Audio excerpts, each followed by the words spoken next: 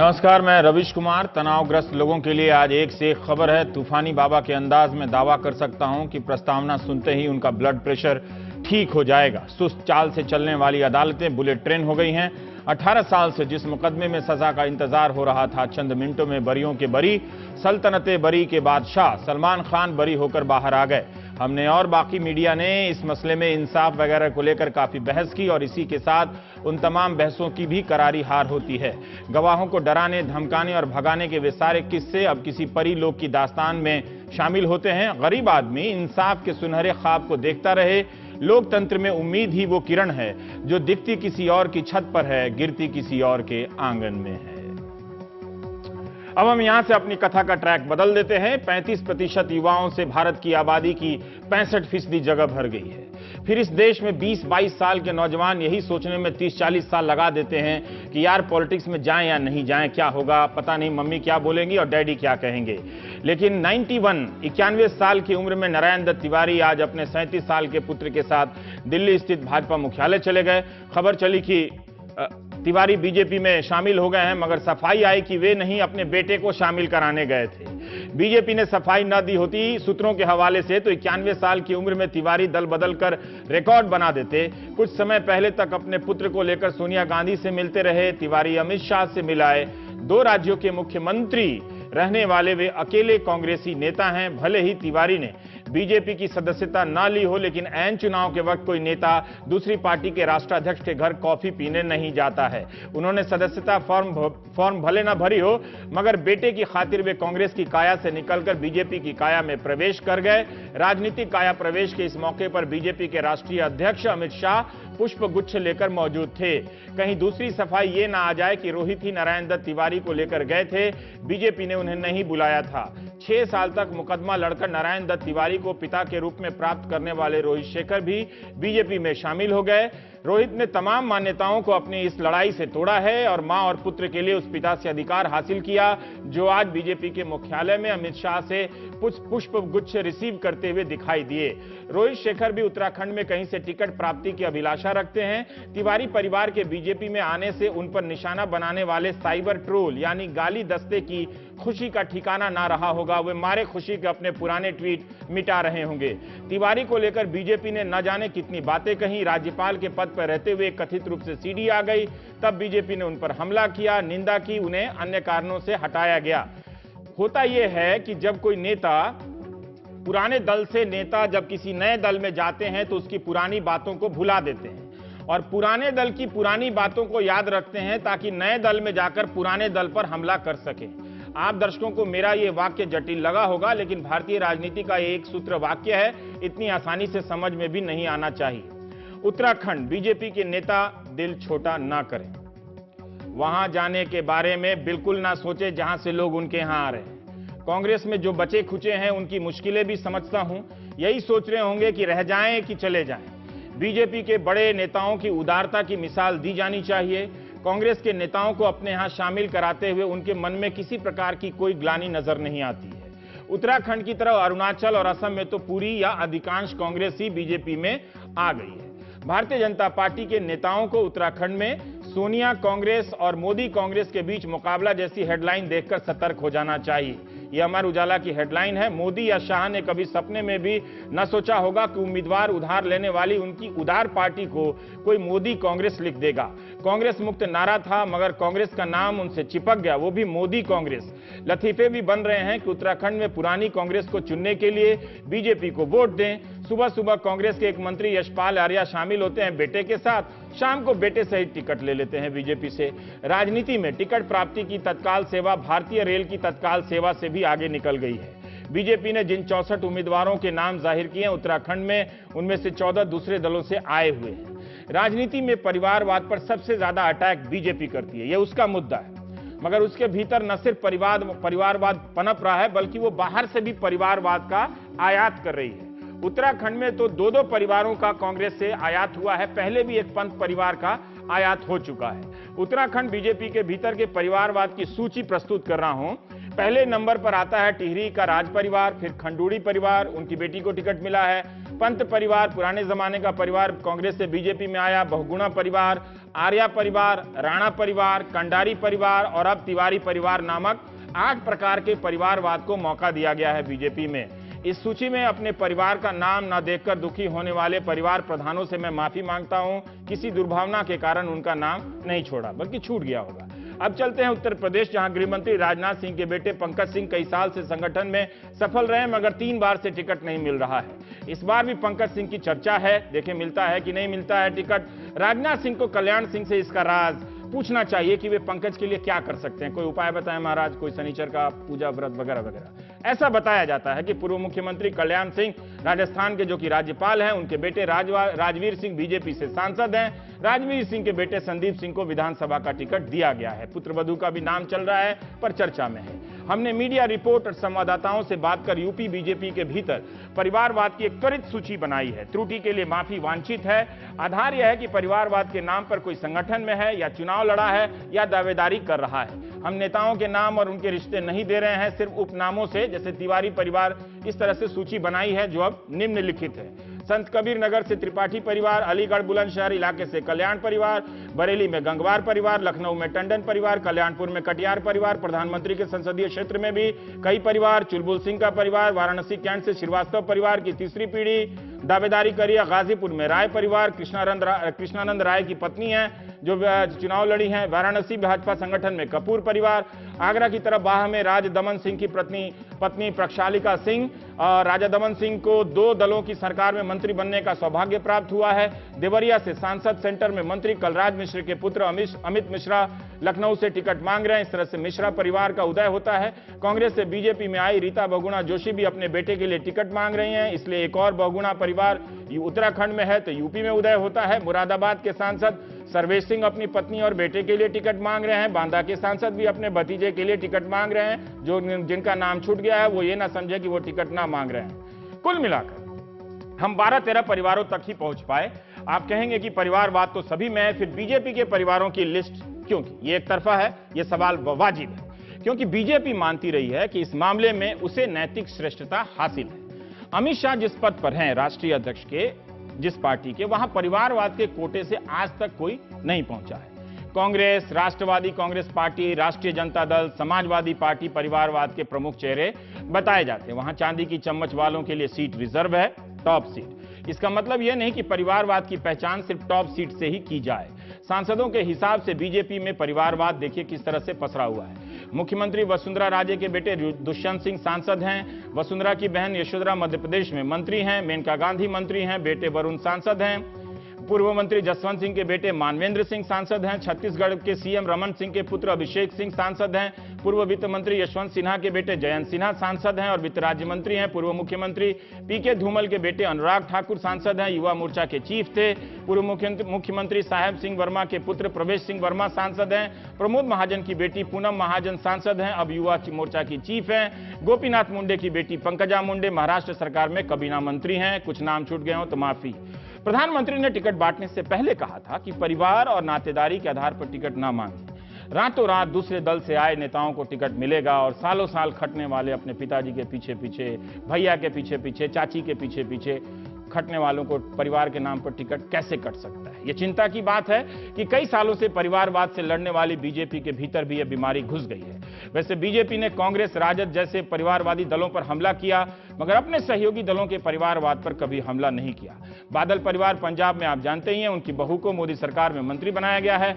अकाली दल सरकार में पिता मुख्यमंत्री हैं, पुत्र उप मुख्यमंत्री हैं। ये परिवारवाद नहीं है शायद। महबूबा मुफ्ती भी परिवारवाद के कोटे से आती हैं, वो महत्वपूर्ण सहयोगी हैं। अब उनके छोटे भाई भी पीडीपी में शामिल हो गए हैं, चुनाव लड़ सकते हैं। शिवसेना में भी उद्धव ठाकरे को इसी कोटे से जगह मिली है। लोक जनशक्ति पार्टी में पासवान परिवार के क्या कहने, गजब गजब कहानी है। टीडीपी और केसीआर में भी पुत्रों ने पिता की पार्टी चलानी शुरू कर दी है। वंशवादी राजनीति पर रिसर्च करने वाले न्यूयॉर्क यूनिवर्सिटी के प्रोफेसर कंचन चंद्रा ने लिखा है कि संसद में 66% पार्टियां परिवारवादी हैं। कांग्रेस के 44 सांसदों में से करीब 20-21 सांसद परिवारवादी वंशवादी पृष्ठभूमि से आते हैं। हारते हारते भी कांग्रेस में परिवारवाद नहीं हारा, लेकिन जीतते जीतते बीजेपी में परिवारवाद की अमर बेल फैल गई है। कंचन चंद्रा के अनुसार बीजेपी के 15% सांसद परिवारवादी हैं। मौजूदा लोकसभा के सभी दलों को मिलाकर 22% सांसद परिवारवादी होते हैं। हिसाब ठीक किया है तो मतलब हुआ 100 से अधिक सांसद। मोदी सरकार में 24% मंत्री ऐसे हैं जो पारिवारिक पृष्ठभूमि से हैं। बीएसपी में स्वामी प्रसाद मौर्य को निकालते वक्त मायावती ने कहा कि वे अपने परिवार को बढ़ावा दे रहे थे, इसलिए निकाल दिया। अब बीएसपी में ने भी परिवारवाद का खूब पालन किया है, अलग अलग जगहों से दिया है। यूपी में हमारे सहयोगी रविश रंजन शुक्ला ने एक त्वरित शोध के आधार पर दिलचस्प सूची बनाई है। इससे पता लगता है कि कई इलाके परिवारों की चपेट में आ गए हैं। ये परिवार एक से अधिक दल में दखल रखते हैं। बीमार चल रहे वकार अहमद शाह बहराइच शहर से विधायक हैं, सपा सरकार में श्रम मंत्री रहे। इनकी पत्नी सईदा बहराइच से सांसद रहीं। इनका बेटा यासिर शाह सपा सरकार में ट्रांसपोर्ट पावर मिनिस्टर है। अब दूसरी ग्राफिक्स आजमगढ़ का बाहुबली यादव परिवार बताते हैं। बलराम यादव सपा सरकार में मंत्री रहे, सांसद भी रहे। बेटा संग्राम यादव अतरौलिया से विधायक। बसपा के नेता और पूर्व मंत्री नसीमुद्दीन सिद्दीकी बांदा से विधान पार्षद पहले भी मंत्री रहे हैं। उनके बेटे अफजाल सिद्दीकी भी टिकटार्थी हैं। यह शब्द आजकल प्रचलित कम हो गया है, मगर टिकटार्थी हैं। खुद राजकिशोर सिंह सपा के हरैया से विधायक मंत्री रहे।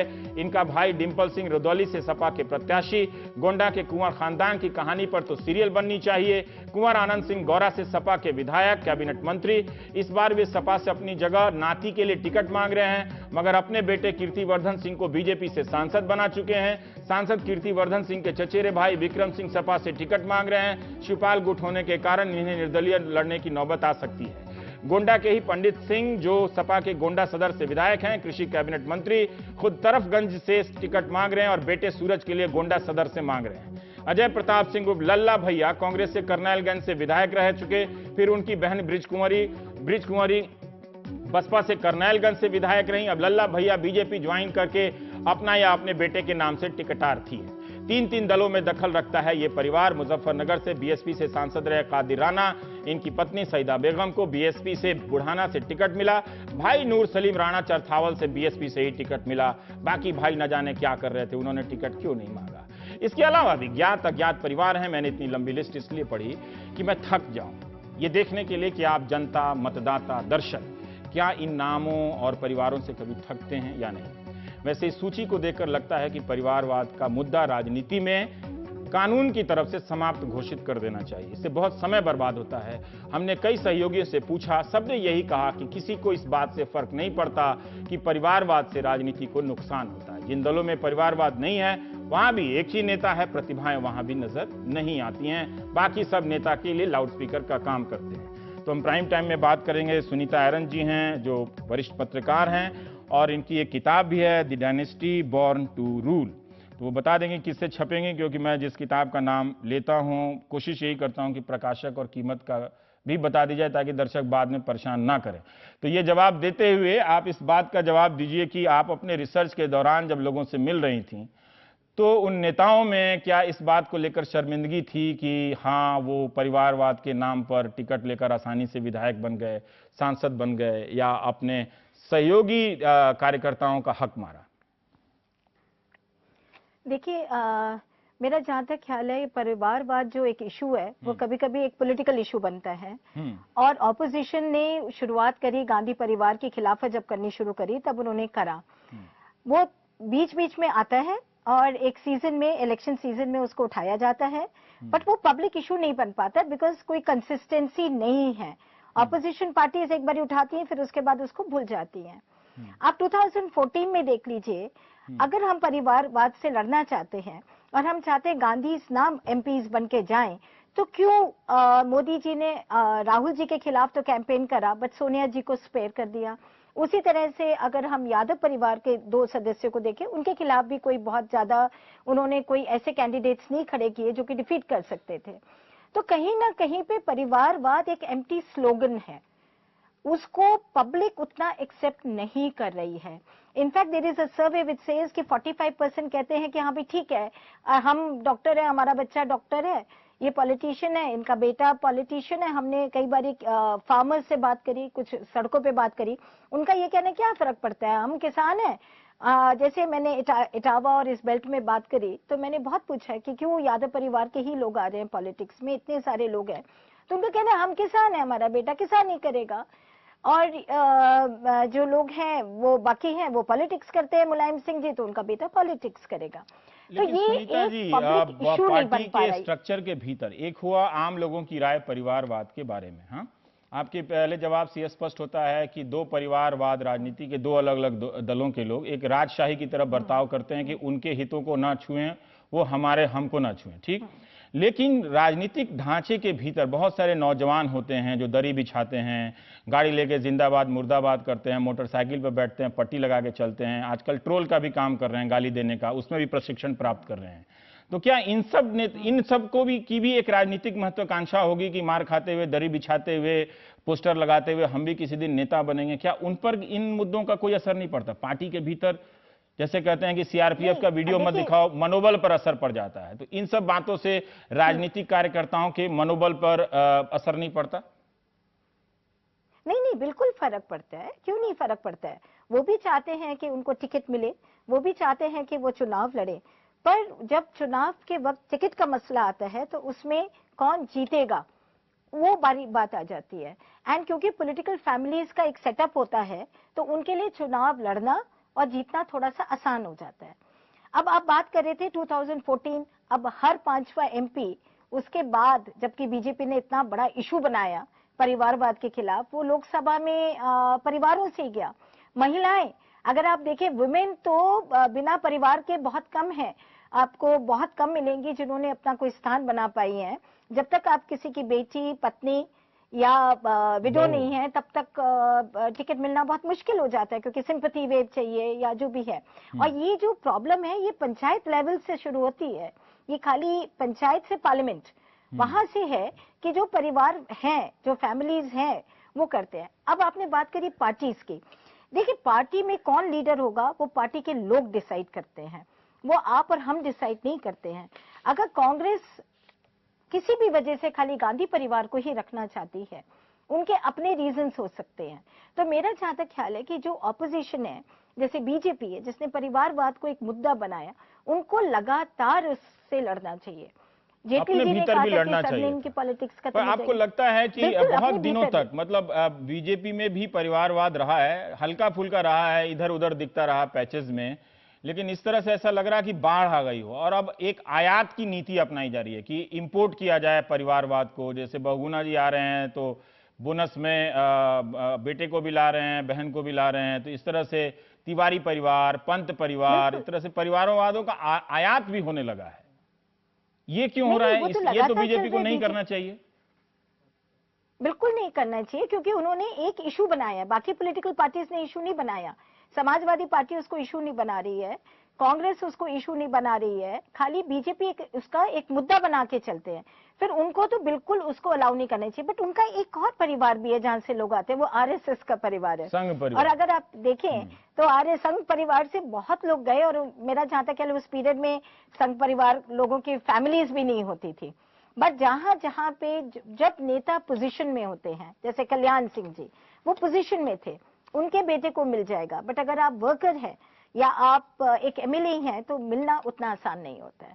तो फिर क्या करना चाहिए? जहां पर कल्याण सिंह परिवार है, जहां पर पंत परिवार है, वहां पे कार्यकर्ताओं को कोई पार्टी ना ज्वाइन करना चाहिए? देखिए, आपने कहा कि इन परिवारों के पास संसाधन होते हैं, सेटअप होते हैं, लेकिन उन्हीं जिलों में या क्षेत्र में ऐसे भी परिवार होते हैं जो अच्छे होते हैं, प्रतिभाशाली होते हैं बोलने में भी, और उनके पास संसाधन भी ठीक ठाक होता है।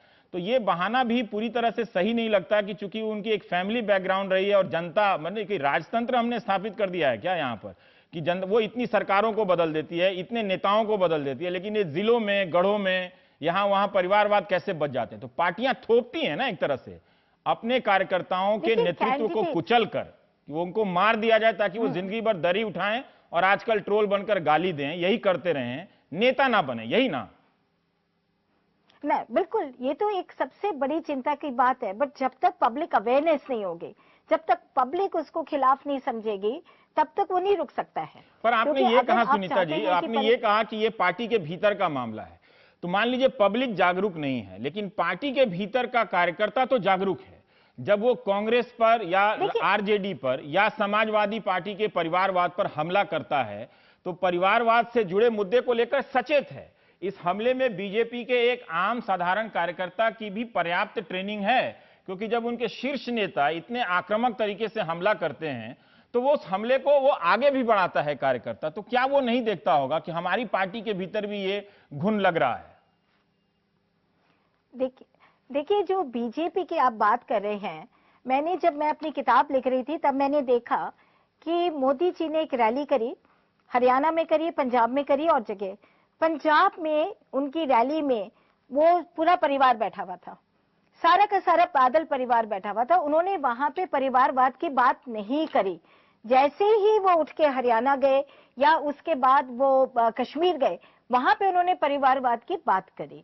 तो मेरा जहां तक ख्याल है कि कोई भी पॉलिटिकल पार्टी उसको जैसे लड़ना चाहिए उससे ऐसे नहीं लड़ती है, सीरियसली नहीं लड़ती है। दूसरा, मैंने आपसे कहा पार्टीज में कौन उसका अध्यक्ष होगा, ये पार्टी के लोग डिसाइड करते हैं। अगर कांग्रेस के लोगों को ये लगता है कि गांधी हमारी पार्टी को यूनाइटेड रख सकते हैं, आवाज वहां से उठनी पड़ेगी कि हमें फैमिली नहीं चाहिए, हमें कोई और, हमारे पास इतने लीडर्स हैं, वहां से कोई प्रेसिडेंट होना चाहिए। जब हमने कांग्रेस से लोगों से बात करी, उन्होंने कहा कि गांधी परिवार ही इसको यूनाइटेड रख सकता है, नहीं तो पार्टी में बिखराव हो जाएगा। तो ये वो भी लोग इसी पब्लिक के ही होते हैं जो रिप्रेजेंटेटिव्स होते हैं। तो ये जो परिवारवाद है, इससे अगर लड़ना है, अगर इससे हमें करना है, तो वो एट एवरी लेवल करना पड़ेगा और वो इलेक्शन के टाइम सुनीता जी, आपने अभी तक अपनी किताब की कीमत और पब्लिशर का नाम नहीं बताया है, पर एक बात बता दीजिएगा। हाँ, फिर लोग पूछेंगे, मैं बता दूं, मेरा ये अपना कायदा है, मैं किसी भी किताब को ऐसे नहीं लिखता ना जी। पब्लिशर हे हाउस है। अच्छा। एंड बुक की जो कीमत है वो 600 रुपीज के आसपास है। ठीक है, अगर डिस्काउंट आप दिलाए तो बाय लॉज उसमें।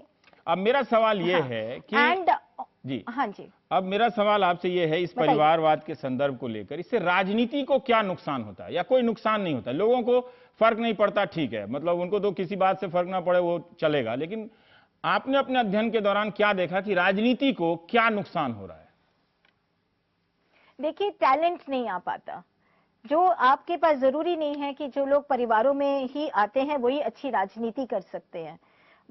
बाहर भी बहुत अच्छे लोग हैं। अगर आपको याद होगा कि बीच में राहुल गांधी जी ने सब जगह एक टैलेंट हंट किया था, बट उसमें से टिकट्स नहीं दी गई। जब टिकट डिस्ट्रीब्यूशन का वक्त आया, लंबी लंबी क्यू लगा के लोग खड़े हुए, अपने अपने एप्लीकेशंस दी उन लोगों ने, बट उनको टिकट नहीं मिल पाया। सेकंड, जो प्रोफेशनल्स होते हैं पॉलिटिक्स में, बहुत इन्वेस्टमेंट मनी एंड टाइम का करना पड़ता है। आपको एकदम टिकट, मैंने जो पुणे का एक इंस्टीट्यूट है वहां के कुछ स्टूडेंट से बात करी, तो उनका ये कहना था कि हमें एकदम टिकट चाहिए। वो टाइम इन्वेस्टमेंट नहीं करना चाहते हैं, वो 10 साल नहीं देना चाहते हैं। अखिलेश यादव 10 साल तक उन्होंने थोड़ी सी अपनी पार्टी में स्ट्रगल किया, उसके बाद उनको कुर्सी मिली। राहुल गांधी आज भी स्ट्रगल कर रहे हैं, वो एमपी बन गए होंगे बट इलेक्शन नहीं जीत पाए कई स्टेट्स में, अभी भी स्ट्रगल उनकी चल रही है। होता क्या है कि जो स्टूडेंट्स जो पढ़ रहे हैं इसको, जो पुणे के इंस्टीट्यूट से, उनका भी ये कहना था कि हमारे को टिकट नहीं मिलती है क्योंकि we are not winners, but they have to invest time. अगर आप ये सोचे कि आज आप पढ़ के आए और कल आपको एकदम टिकट मिल जाएगी, वो तो ठीक है, वो तो जो नए लोग हैं उनके लिए बात सही है सुनीता जी, लेकिन जो पार्टियों में आ गए हैं, जैसे माना जाता है कि काडर के रूप में बीजेपी के पास मानव संसाधन, ह्यूमन रिसोर्स ज्यादा है। आरएसएस के पृष्ठभूमि से बहुत सारे लोग एबीवीपी के जरिए खटते चले आ रहे हैं, काम करते चले आ रहे हैं, तो उन्होंने तो अपना 10 साल या 15 साल लगाया है, फिर उनका हक तो मारा जा रहा है ना। देखिए, अब उसमें वही बात होती है ना कि कितनी टिकट्स हैं आपके पास। अगर यूपी में चुनाव हो रहा है तो आप खाली 403 लोगों को तो टिकट देंगे ना। मेरा जहां तक ख्याल है, अगर बीजेपी जैसी पार्टी को परिवारवाद से लड़ना है तो अगर वो धीरे धीरे उसका परसेंटेज भी कम करते रहे और टैलेंट को एबीवीपी और बाकी जगहों से ले, उनकी पार्टी के लिए ही भला है, क्योंकि देन वर्कर का और कमिटमेंट होगा। बट रवीश जी, सबसे ज्यादा प्रॉब्लम कास्ट है। कास्ट बढ़ावा करती है परिवारवाद को, क्योंकि आप देखते हैं कि एक कास्ट की फैमिली है, उसी कास्ट का फिर वो फैमिली चलती रहती है। बारिंग गांधी जो कि उनका अलग है, बट अगर आप सारी जगह देखें वहां पे कहीं ना कहीं पे कोई ना कोई कनेक्शन होता है कास्ट का, जिससे वो चलती है। स्पेशली इन यूपी, अब जैसे कल्याण सिंह जी है, उनकी फैमिली को क्यों टिकट दिया जा रहा है? क्योंकि उस जगह से दिया जा रहा है जहाँ पे लोध बहुत है। अब क्योंकि कल्याण सिंह जी समाज ने कई लोध नेताओं को तो चुना है, मतलब उसी लोध समाज ने अलग अलग पार्टी में लोध नेताओं को तो चुना ही है ना। ऐसी बात नहीं है कि पूरा लोध समाज मिलके एक कल्याण सिंह, फिर उनके बेटे, फिर उनके पोते, फिर न जाने और कौन कौन को चुनता रहेगा। आई एग्री विद यू, वहां पे मैं आपसे एग्री करती हूँ, बट कल्याण सिंह जी की आज भी जो बात है, जो वेट है लोध कम्युनिटी में, वो उन नेताओं से थोड़ा ज्यादा है।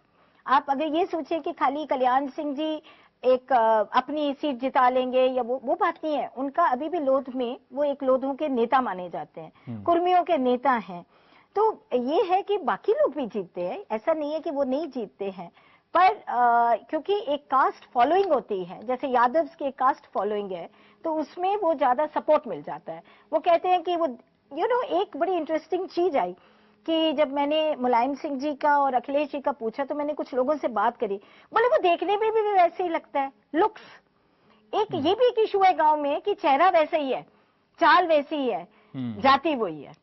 तो ये भी एक इशू है जो कि पर एक और चीज देखिए कि जैसे ममता बनर्जी हैं, नीतीश कुमार हैं या जयललिता थी, इस तरह के राजनेता जिनका अपना कोई सीधा परिवार नहीं है, तो उन नेताओं में ये लोग तो प्रभावशाली नेता हैं, पर इनकी पार्टियों में भी नेतृत्व उसी तरह से खाली है जिस तरह से परिवारवाद के कारण बीजेपी में असर पड़ रहा है, या कांग्रेस में नहीं है, या एनसीपी में नहीं है।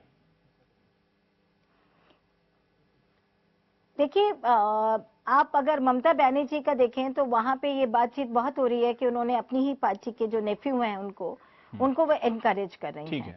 ममता बनर्जी का जो पूरी पॉलिटिक्स है वो एक स्ट्रगल की पॉलिटिक्स रही है, एंड फिर वो आई हैं, और जब पावर में आई हैं, देखिए ज्यादा प्रॉब्लम जब पावर में आते हैं तब उसके बाद शुरू होती है, पावर को रिटेन करने के लिए शुरू होती है। तो ममता बनर्जी अब पावर में आई है और वो अपने एक परिवार के सदस्य को एज अ इनहेरिटर तैयार कर रही हैं। जी, बहुत बहुत शुक्रिया सुनीता जी। हम थोड़ा सा भी एक ब्रेक लेंगे। उम्मीद है कि सिर्फ भले ही फर्क ना पड़े, लेकिन चर्चा तो हो ही सकती है। चर्चा के लिए छोटे से ब्रेक के बाद मैं आ रहा हूं।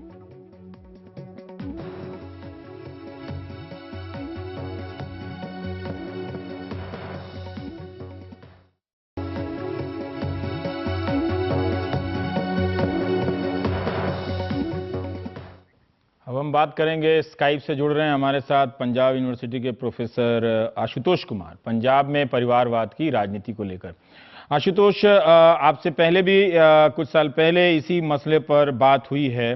कुछ साल बाद आप बता सकते हैं कि इसके बाद पंजाब की राजनीति में परिवारवाद के मामले में कितनी प्रगति हुई है?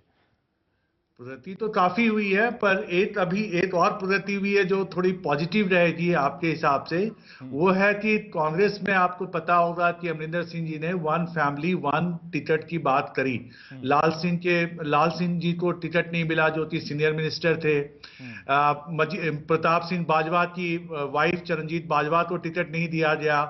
तो इस मामले में तो सिद्धू का भी आपको पता होगा कि सिद्धू को एक ही टिकट मिला, वाइफ को, जो उनकी नवजोत कौर सिद्धू थी, उनको टिकट नहीं दिया गया अमृतसर से, इससे वहां से नवजोत सिद्धू लड़ रहे हैं। तो कांग्रेस ने तो कुछ प्रगति दिखाई है, जो कि एक आशा ये प्रगति है कि हम परिवारवाद को नहीं खत्म करेंगे, पर एक नियम बनाते हैं, one family one ticket.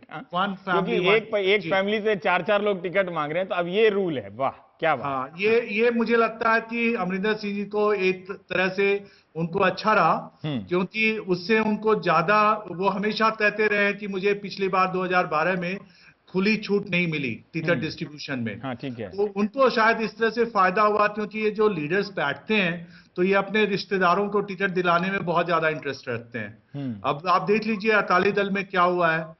Akali Dal में आपको कितनी फैमिलीज मिल जाएंगी, कितनी फैमिलीज हैं वहां पर? जैसे हमने उत्तराखंड में 8 प्रकार के परिवारों की खोज की है। मैंने सुना, आपने बड़े सारे फैमिलीज बताई। तो एक बादल फैमिली तो है ही है, जिसके कैबिनेट में करीब 5-6 मेंबर हैं। अब बादल साहब हैं, उनके बेटे हैं, उनकी बहू हैं जो राजनीति में है, उनकी जो बेटी की शादी हुई है आदेश प्रताप कैरो, वो भी कैबिनेट में थे। उसके बाद विक्रम सिंह मजीठिया हैं, जो कि हरसिमरत बादल के भाई हैं। तो बहुत सारे लोग, जो एक्चुअली कहा जाता है कि अकाली दल के जो फैसले होते हैं वो तो परिवार में हो जाते हैं, तो पार्टी से ज्यादा फिर पंजाब पर लाद दिए जाते हैं।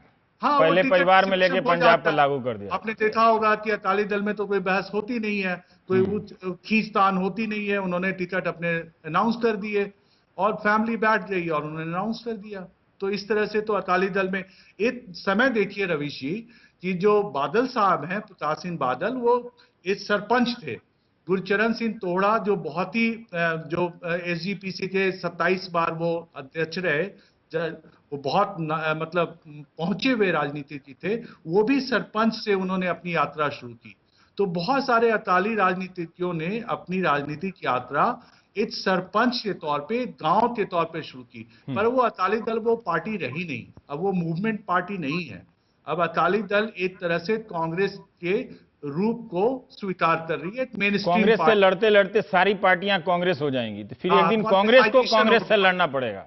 कांग्रेसाइजेशन, दूसरी पार्टियां हम ओरिजिनल है, बाकी ये डुप्लीकेट कांग्रेस है। पर आशुतोष, मैं ये जानना चाहता हूं खाने की कोशिश कि अपने दर्शकों की जानकारी के लिए, आपने कहा कि बादल परिवार के अलावा भी कई परिवार हैं, तो एक दो का नाम अगर उल्लेख कर दें तो। एक तो आपको मजीठिया परिवार है। हाँ, और देखिए ना, बादल साहब ने जो शादी करी, जो कैरों साहब थे, प्रताप सिंह कैरों, वो कांग्रेस के थे, 10 साल वो चीफ मिनिस्टर रहे पंजाब में।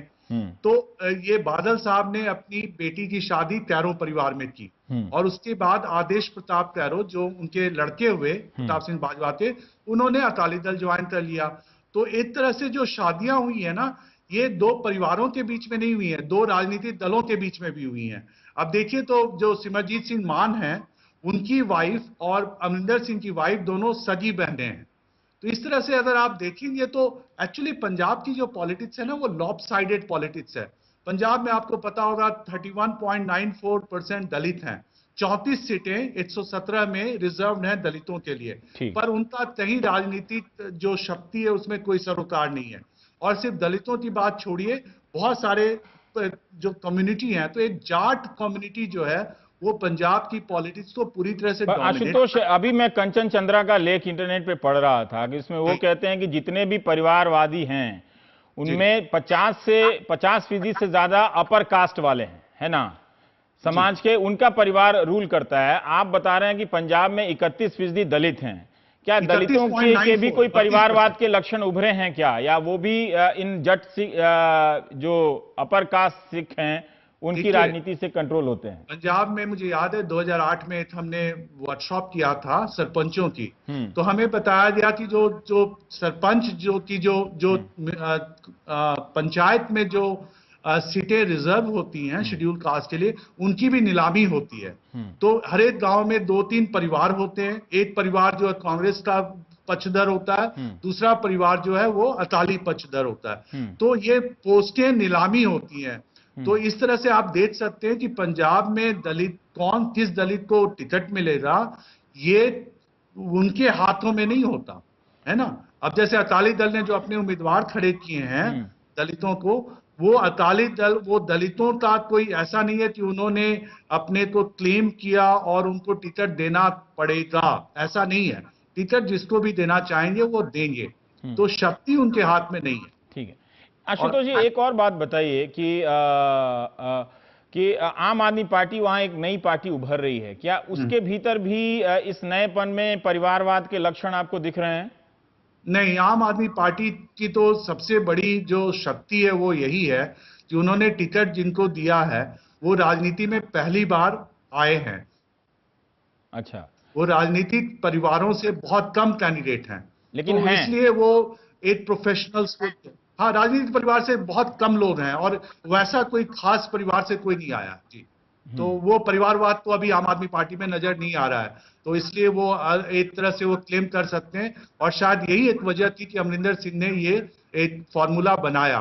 तो एक वजह तो मैंने आपको ये बताई कि उनके लिए आसानी हुई, टिकट डिस्ट्रीब्यूशन में उनको ज्यादा ऑटोनॉमी मिली, और दूसरा उनको फायदा ये हो गया कि वो आम आदमी पार्टी की जो ये थी कि भाई कांग्रेस में भी परिवारवाद चल रहा है, लाल सिंह हैं और बहुत सारे लोग हैं, तो उससे उनको फायदा हुआ।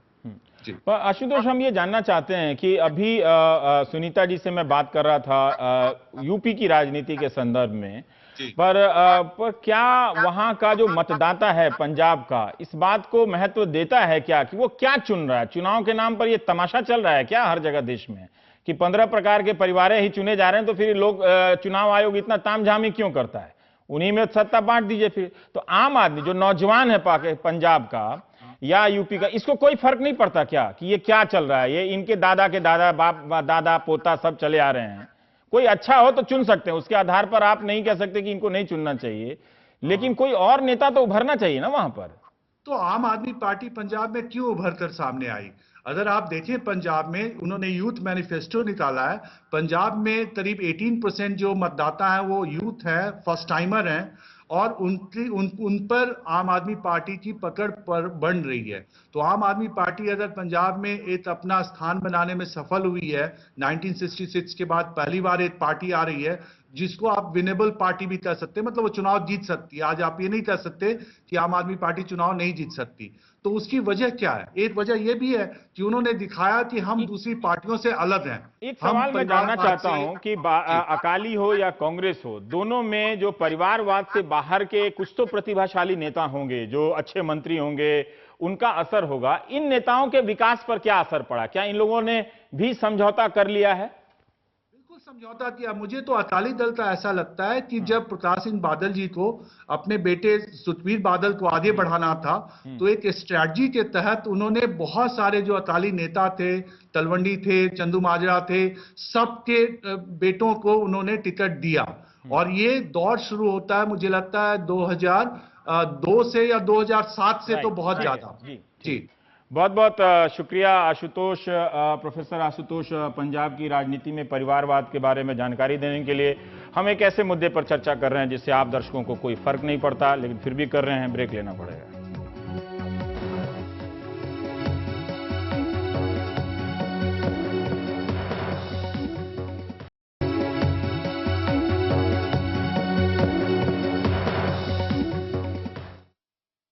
थल सेना प्रमुख जनरल बिपिन रावत ने भले ही जवानों को चेतावनी दी हो कि सोशल मीडिया पर जाने पर कार्रवाई हो सकती है, लेकिन सेना और अर्धसैनिक बलों के जवान लगातार अपने साथ हो रहे उत्पीड़न के मामले को लेकर सोशल मीडिया पर आ रहे हैं। अब सीआरपीएफ के एक जवान ने स्टिंग के जरिए खुलासा किया है कि किस तरह अफसर और उनका परिवार उसके साथियों का शोषण कर रहा है। ये रिपोर्ट देखिए।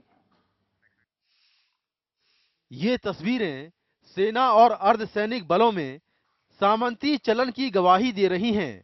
एक जवान अपने अफसर के जूतों में पॉलिश कर रहा है, उसके घर बागवानी कर रहा है और उसके कुत्तों का ख्याल रख रहा है। ये वीडियो बनाने वाले हैं सीआरपीएफ में तैनात मीतू सिंह राठौर। राठौर का दावा है भोपाल में डीआईजी एमएस शेखावत के घर तैनाती के दौरान उन्होंने दूसरे जवानों की हालत दिखाने के लिए ये वीडियो बनाए। मैंने देखा कि वहाँ एक जवान सांप के जूते पॉलिश कर रहा है, सांप के कुत्तों का लेटरिन साफ कर रहा है, कुत्तों को टहला रहा है, कुत्तों के जूठे बर्तन धो रहा है, मैडम के कपड़े धो रहे हैं, उनकी लड़की सो रही है, उसके लिए एक जवान बैठा है कि जब वो उठेंगी तो पोंछा लगाएगा। मीतू का दावा है कि अफसरों की दादागिरी के उनके पास कई और वीडियो हैं। उन्होंने जवानों पर हो रहे शोषण पर 40 पेज की एक डायरी भी लिखी है।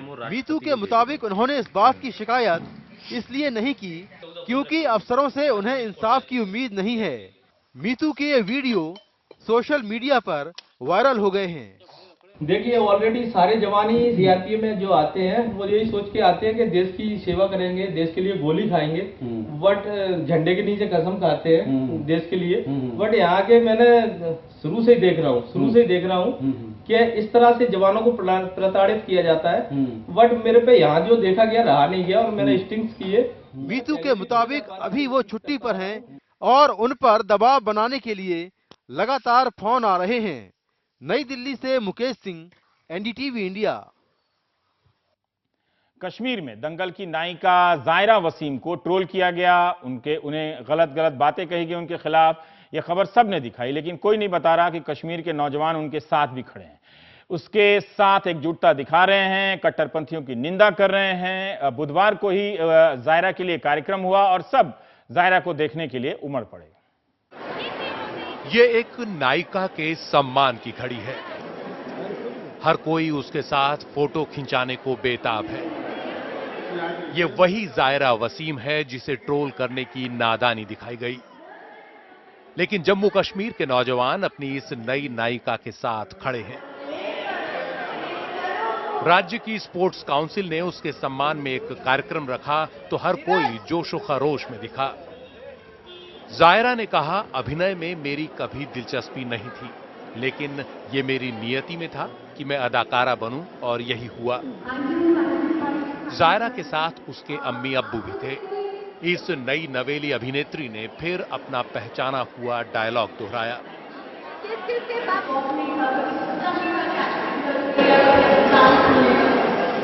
एक्टिंग में मेरी कभी दिलचस्पी नहीं थी, लेकिन ये मेरी नियति में था कि मैं अदाकारा बनूं, और यही हुआ। मैं अल्लाह से खूब दुआ करती हूं।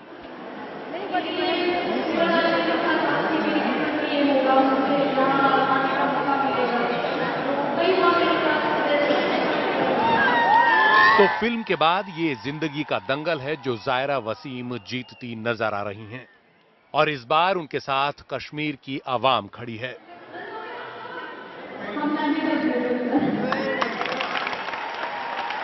अगर आपकी लड़की बाहर गई है तो सोसाइटी वाले बहुत उंगलियां उठाते हैं, बट जायरा ने वो करके दिखाया जो एक कश्मीरी लड़की के मन में आ भी नहीं सकता। कुछ लोग ऐसे हैं जो जायरा को सपोर्ट नहीं करते, वो उसके खिलाफ है, लेकिन कुछ लोग ऐसे भी हैं जो हम उसे फुल सपोर्ट करते हैं। बहुत ज्यादा बयानबाजी करके इसको विषय बनाना ठीक नहीं है।